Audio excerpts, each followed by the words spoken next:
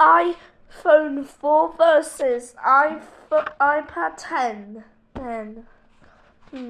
Sumo test.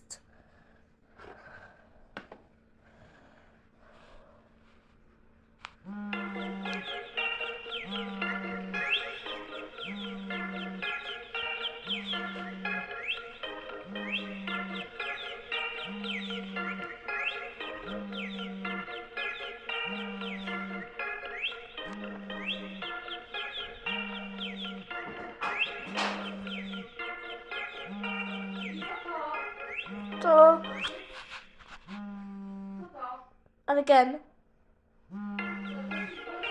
No?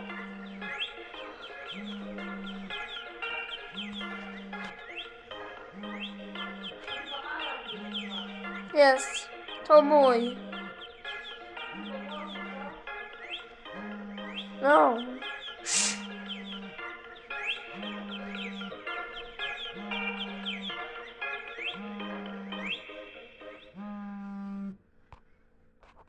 That's the end, guys. Please make sure to like and subscribe and follow me on my description. So, bye-bye.